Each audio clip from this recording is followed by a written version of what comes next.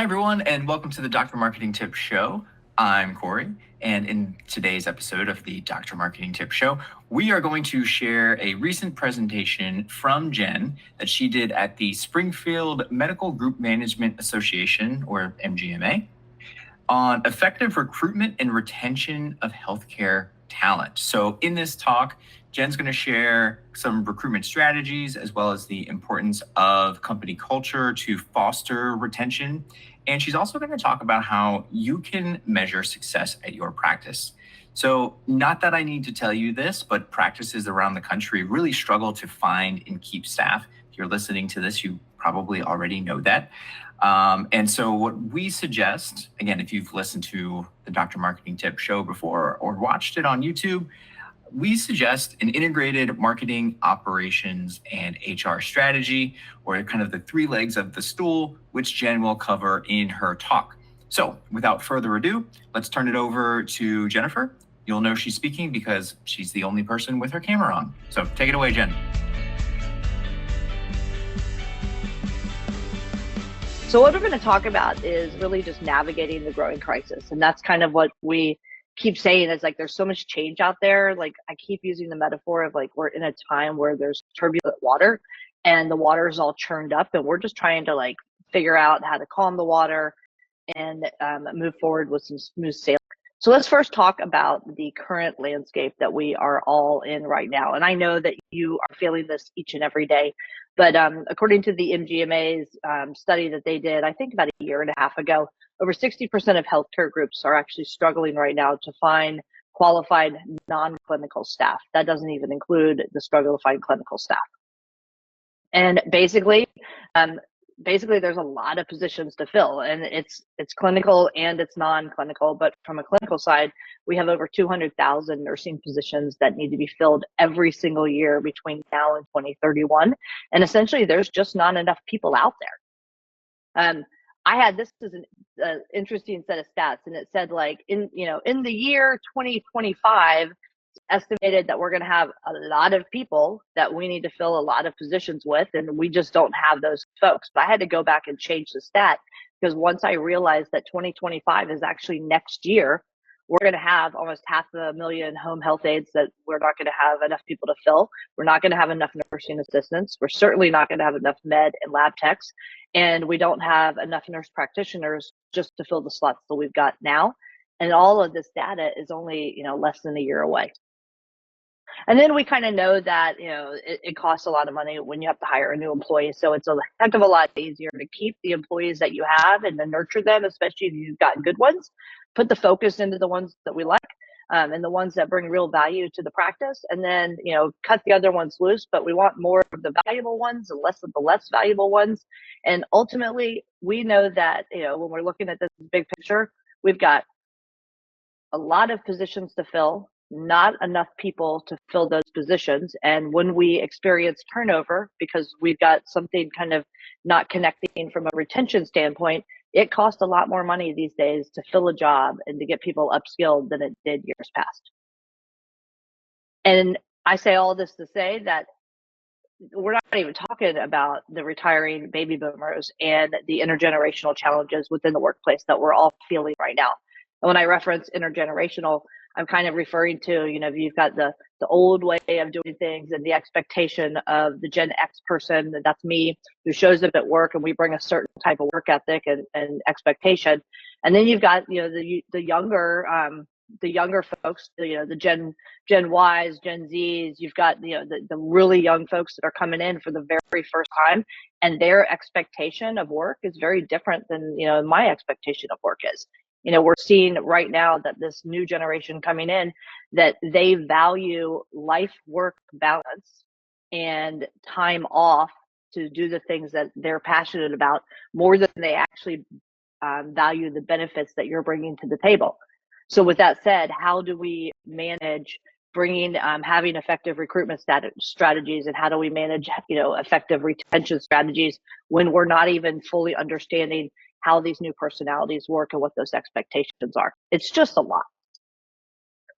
And so this just shows you that, the competition for talent right now, it's real. And wherever you are on the spectrum, whether you're a private practice, whether you're a private equity owned group, or maybe you're even with a hospital system, we're all kind of out there in the same ocean, and we're all competing for the same pool of candidates. In fact, just depending on where you sit in that spectrum, whether you're a hospital, private practice, or private equity, what you're able to offer candidates is very different from one person to the next. The hospitals are able to really lean deep into bonuses for new hires, retention pay, student loan repayment, name it. And we're seeing, hospitals and private equity groups working even with local educational institutions to start filling the gap from an educational offering standpoint. And if you're a private practice, you're just happy when the front desk person shows up for work and doesn't call out sick on Thursday of their first week. And so the expectations are very different, and we're fishing from the same pool, but the bait that we're using is very different from what the hospitals or the private equity firms are using. And then, all of this these staffing shortages really can lead to compromised patient care, increased employee burnout, and financial strain for the practice. So, all kidding aside, we really do have to get our hands around retention and recruitment strategies that are going to work for each of our individual practices moving forward if we're going to survive. So with all this said and that kind of landscape laid out, what is it that we can do about all of this? And so this is where I will talk to you just a little bit about, putting together an integrated strategy. And what I mean by this is a strategy that involves marketing, operations, and HR together. And you might have heard from my intro, and my team focuses on marketing. And we've been doing this now for about 20 years, and really about 15 years specific in healthcare. And I will say in the last 5 years or so, we've been asked to come to the table with conversations related to HR and operations for a lot more retention and recruitment and culture building. And that's partly because the tools that we're using from a marketing perspective to attract and retain new patients are pretty much the same tools that we're using to attract and retain new employees. And so when you're thinking about an integrated strategy, think of it like a three-legged stool with marketing, ops, and HR all like being on one side of the stool there. And if one piece of that is missing, this is what you've got that's going to happen on a regular basis. The stool just isn't going to hold up. All right, so what do we do about it? Well, I'm going to make the argument that we first focus on recruitment, and that's one side of the campaign. And then we're going to turn around and focus on retention, and that's the other side of the equation. So let's start with recruitment. Recruitment is really where marketing and HR converge. And what I mean by this is, I kind of alluded to it before, but the same tactics that we use from a marketing perspective for patients really applies to recruiting employees. And in the last handful of years, I find that my teams, when we're working with clients, we're having equal conversations with marketing departments as we are at this point with HR departments. And that's because HR is dealing with the same thing. They've got quotas to fill, positions to fill, and they've got to figure this out. And so when we're using those same tactics, I'm talking about we're building advertising campaigns, landing pages, and dedicated websites specifically around attracting employees. We have entire social media strategies around attracting employees. We have job site strategies. We even have reputation management. So maybe on a reputation side, you're used to doing things like claiming your Google profiles and working with health grades and vitals and grade MDs. Well, the same tactics apply and the same similar strategies apply from reputation management side for recruitment. And then we're even having conversations about building events, community-based events, event participation, hosting our own events, all around the concept of recruiting employees. So just to give you an example of some of the ads that we're seeing out there as it relates to attracting employees, and we see this all the time. We get a practice that says, hey team, we've got to hire a new front desk person for our clinic over here in this zip code. Can you get us an ad put together? And we kind of keep the ads ready to rock and roll so we can turn them on when necessary.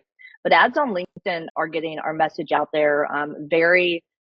Ads on LinkedIn are a little more expensive, but we can get in front of really good candidates based on work history and location. So LinkedIn will actually allow you to search based on where people are working, what they have a history working in. It'll do some keyword searches based on their profiles and then run those ads specifically. So this is an example of some ads that we are running on any given day for a very large mental health organization up in the northern part of the United States called Nystrom Association, and they are hiring a ton of therapists. And so we run ads on LinkedIn for them. And then it kind of goes to the next piece. Just like when you would run ads from a marketing perspective, maybe you're an orthopedic surgeon, orthopedic practice, and you're running ads for knee replacement. Well, then you'd run an ad for knee replacement and it would go to a landing page for knee replacement. So just like that, from a recruitment side, we're running ads for therapists. And then we have pages on the website that are dedicated, that are searchable, that are ranked for keywords, that are landing pages that we can send those qualified candidates to. And on those landing pages, we're talking about what the particular positions are.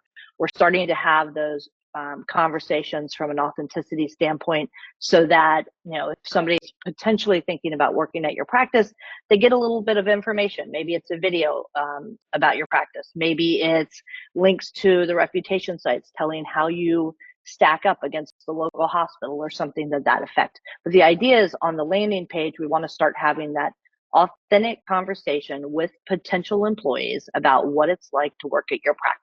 And that's partly because feedback, when it comes to employees or qualifying candidates for a potential role, that feedback loop that you want to start, which is part of culture building, starts even at the interview stage or before. And so we want to give them as much authentic information about how what it's like to actually work at your practice right up front. And that's where landing pages come in. Then you've got websites out there like Indeed, let's say, as an example. Indeed, Glassdoor, used to be Monster.com. I don't even know if they're around anymore. LinkedIn, pages like that. But you have the opportunity then to optimize your pages on these particular websites and optimize it through the lens of a marketing person. So getting your marketing teams involved in your employee recruitment process is only a positive, in fact, because marketers are great storytellers, and you also want to be telling a story as it relates to working at your practice. So groups like Indeed, they're not designed to funnel people off their site, but they allow you a lot of opportunity to really boost up your practice or boost up the position if you put the time and energy into building those pages yourself. So this is just an example of a practice in Louisville, Kentucky that we work with, it's an all-female practice. I think about 15 female doctors, run by a female administrator with all female employees.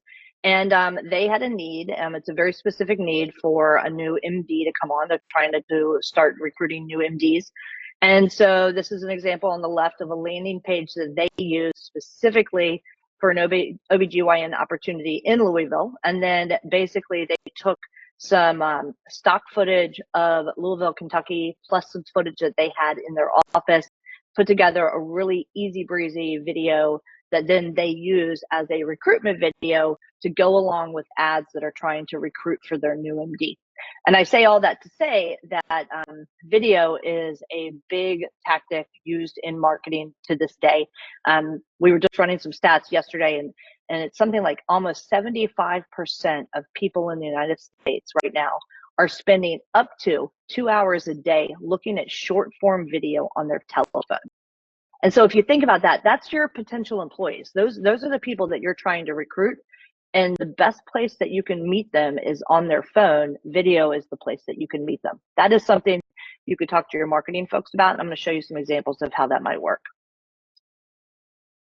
So then kind of going into this review thing, reputation management, I kind of alluded to it before, but just like you would focus on your reputation on Google or Health Grades or RateMDs or something like that, the same thing applies to employer reviews. 70% of people now look to reviews before they're going to make any kind of career decision. And 62% of your candidates out there say that the perception of an employer improves when they respond to reviews.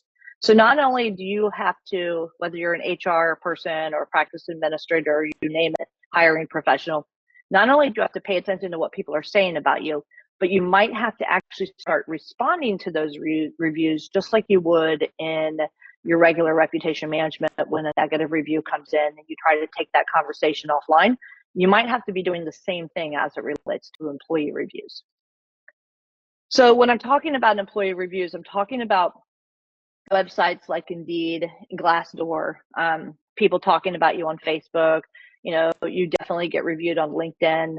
We're even seeing employees review on Instagram and a website out there called Career Bliss. So what are you supposed to do about this? Well, just like you would Google or HealthGrades or RateMDs, you need to go out there and claim the company pages on these websites. And I'm going to explain a little bit of how important this is. I'm going to show you instead of explain. But if you only take one thing away from this entire conversation, this is the one thing that you really should be out there doing, is making sure that you've claimed this information and you know what's being said about you.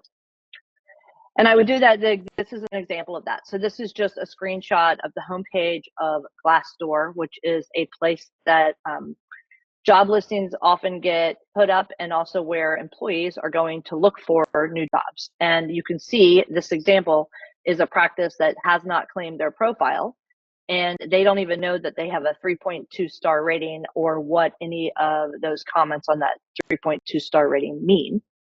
But I'm going to show you the importance of that. So this is actually, I believe, through Indeed. And basically, if you have employees out there who are, or anybody out there that is potentially looking for a job or goes to look at some job that might be available, just to browse, just to kick some tires, they can only look at 2, maybe 3 jobs before they're required to provide a review of their current employer. Let me say that again. They are required to provide a review of their current employer. And so we had a practice here, and that is practice A, who was really struggling with recruiting potential employees. And we did an analysis of, okay, so what is it that we're really up against? And what they were up against is practice B and C. And practice B and C happened to be hospitals, and our group had to be an independent group.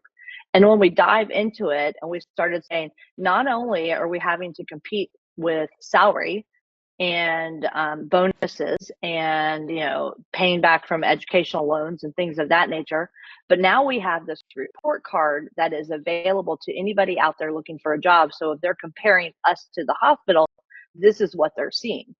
And so what is being measured is a work happiness score. Do you feel like you are working with a sense of purpose? Do you feel appreciated? It even goes on and says, how do you feel working with your manager? Do you feel like you're in a stress-free environment? Do you feel like you're well compensated? But you can take a look at your report cards, and then from these report cards, you can then turn around and compare yourself to those practices who may be poaching employees that you would like, or who maybe you want to emulate. Use this as a starting point to really looking at the data so that you can start moving the needle on the items within this report card, which are really all about the retention and the culture building. This goes further on to show you. So they have these snapshots of you as an employer, and these snapshots, this is the type of stuff it's saying. So work-life balance for practice A, 3.2. You can see like our practice was working our folks like dogs, where the other practice maybe wasn't working them as hard. Compensation and benefits, our practice, we looked at it compared to the others, and clearly we needed to do some internal work here. Same thing with management. We know that we had a management issue and we had a culture issue, and therefore we started focusing on training and upskilling middle management and really diving into putting some real effort into culture building. And you wouldn't know these things if you didn't look at the data. And then finally, on a recruitment side of things, more and more we are seeing event marketing kind of play out in the recruitment side. And so on the top left is just symbolizing you as a potential recruiter going to a health fair, going to a job fair, something to that effect. The same type of things that we would do from a marketing perspective, you can do at a job fair. And what you could do there, as an example, is send an email out to all of those candidates who maybe didn't take the job last time, or they might have made the cut but you had filled the position. Let them know you're going to be at the job fair and schedule quick one-on-one interviews. Go through that process quick so that you can hire on demand. The other picture, the larger picture, is actually an event that our team hosted recently with a large orthopedic group geared towards allied health professionals and athletic trainers. And so they use this every year as an opportunity to offer continuing education credits to this population, but they also use it as an opportunity to strengthen their relationships in the community that then in turn help them from a hiring standpoint. So just kind of out of the box thinking when it's a tough times and finding good employees, these are just examples of things that you might want to consider. All right, so now let's talk just a bit about retention. And retention is really where operations and HR come together. And so when I'm talking about retention, I'm really talking fundamentally at its core, without just saying it's culture, but really what I am talking about is culture and the aspects related to culture. So when we're talking about retention, we're talking about culture building within your practice. We're talking about intentional leadership, the need that people have to feel valued, how important middle management or just management is in general to all of the above, and how important upskilling our managers are. And then finding the right people so that we can lean into those strengths. And when we do that, it all like boils up to culture. And so I'm reading this book right now, or just finished it, called Wrong Fit, Right Fit. And basically it's saying if you're right-handed and you're writing, and you don't even think about it because it's the right fit if you're right-handed. But if you try to write with your non-dominant hand, maybe my left hand, I probably can still get the job done, but it's just not as comfortable of a fit. And sometimes that's how our jobs themselves are. So the book goes on and says, like, look, when we're talking about engagement and commitment, which is the culture stuff, it's sometimes less about the values of a company, the stuff that we say we are, or what we aspire to be, and it's more really about like redefining or rethinking our day-to-day work. And what I mean by that is like actually in the day-to-day trenches, how do we define strategy? How do we collaborate as a team? How do we solve problems? How do we manage conflict?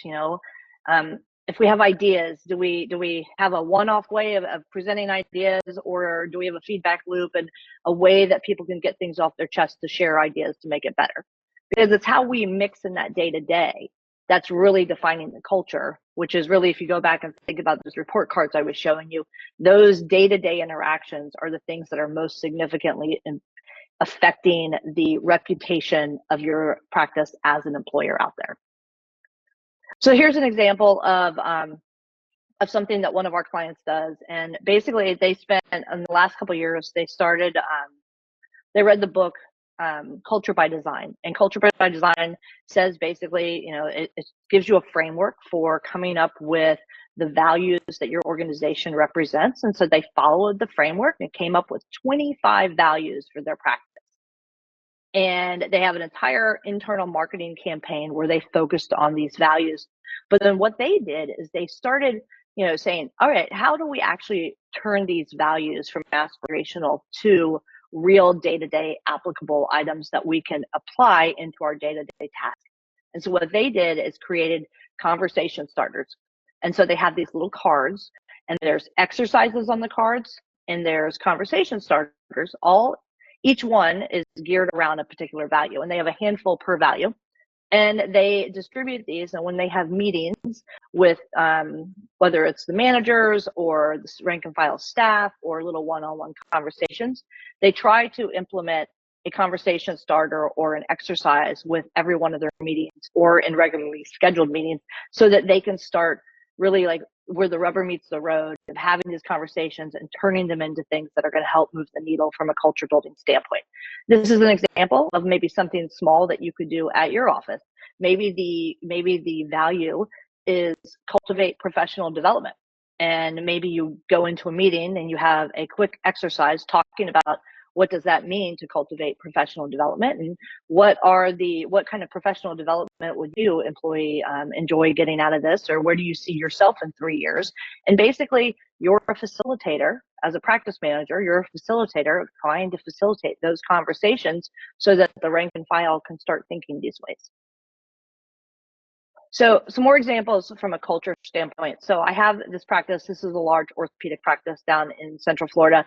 And right pre-COVID, they had noticed that their reputation scores were dropping. They were having a hard time keeping employees. And part of that was around culture. And part of it was just around, at that time, people were jumping jobs for 25 cents an hour.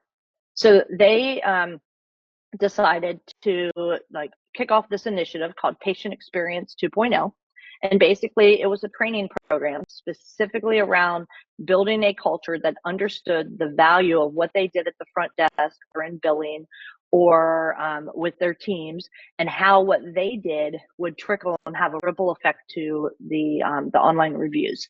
So, the reviews would say, look, the doctor was great, but the front desk staff left something to be desired. And what we wanted to do is show everybody how they played a meaningful part in the reputation of the entire practice. And so we called it Patient Experience, or PX 2.0, and basically really focused around engaging our employees around this one concept through a series of on-demand trainings, promotional activities, marketing activities, which are internal, some very facilitated team building activities, including luncheon, workshops, things of that nature, and really lasted about 6 months on this project.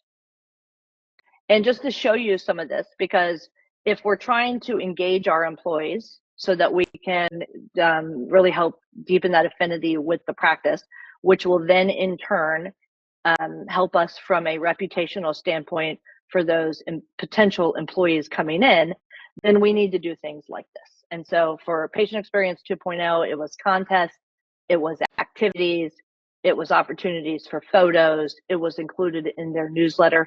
These are all the same types of tactics that align with marketing strategies, except instead of marketing to patients, we're marketing to our internal employees. That is the integrated approach.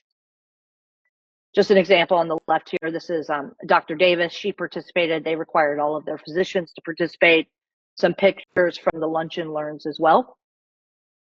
And incorporating it all into social media as well. These were great because as part of it, people would tag them on social. The employees were talking about this on their social channels, which was super fun. And then I'll draw your attention to this mural kind of in the backdrop that they're all standing behind. What they did is they went through the process, and then they created an internal employee survey. Not the kind of survey where people are complaining or giving feedback about, they like better snacks in the break room, but an internal survey that really said, what does patient experience mean to you? And it was a series of questions that aligned with the PX 2.0, really genuinely trying to get feedback from our employees. And some of the things that the employees said is, patient experience means being helpful. It means teamwork, positive energy. It means always listening and empathy and things of that nature. And we contracted with a local mural artist and brought the mural artist in on a Friday, on a 3-day weekend on a Friday. And when they came into work on Tuesday morning, this mural, which was the embodiment of the Patient Experience Means to Me survey. So the employees saw not only did they contribute to something, but now the practice took it seriously, and to the point that they had a mural painted and put it up on the wall. And this mural is still there today. It gets a lot of attention. It's held up great. And it's a way to tie our practice to our employees from an engagement standpoint. And it's something that all of our patients see. So it ends up playing full circle from an engagement standpoint. And just really, it's been a great thing for the practice. And it's a way to take your patient feedback or your employee feedback and really give it a life of its own. Show that you value it. So kind of along the same lines, as it relates to engaging our employees, your marketing departments and your teams are always out there making patient testimonial videos or physician videos, or you name it. Why not turn around and highlight some of your employees who might have been here for a long time? Find out why it is they've been with your practice for 10, 15, 20 years, and use those employee videos in your marketing to attract new employees. We've got Deandra here on the right. She is the director of clinical operations. She's been there for like 10 years. We've got Melissa over here. She's basically started at the front desk and made her way all up to the top. Well, if I'm a potential employee looking for a job, or maybe not just the job, but really looking for that next step in my career, something like this might lock it down for me, because it looks like a practice that there's opportunities for me to advance in. And then this one is intentional leadership, leaning into our strengths. So The gentleman on the right here, his name is Paul, and Paul is a practice administrator owner of a very large physical therapy practice. I think they have 30 plus offices throughout the state of Florida. And he started the practice with the gentleman on the left here, John. John handled market expansion and marketing and business development. Paul handled operations and everything related to operations. And then they had a third partner, and that third partner handled all the financial aspects of things. Well, the third partner retired. John, the gentleman on the left, passed away unexpectedly. Paul, I saw 2 weeks ago, and he said, it's been 2 years and he's just starting to come out of it. And what he means is, the waters were turbulent. It was a turmoil in time, and he was constantly having to fill the role of both of the previous partners, and it was the wrong fit for him. And when he finally realized that maybe he was in the wrong spot and started leaning into being very intentional in the way he was leading his kind of cohorts, his peers, if you will, his managers and the people running his practice started leaning into their strengths instead of trying to change them. He said it all started to align. And so for him, culture is about being intentional in the way we lead and realizing that we're not all going to be able to do everything. And so we need to find the right people so that they can lead with their strengths. And when we do that, that impacts culture, which impacts our ability to not just retain employees, but to attract employees as well.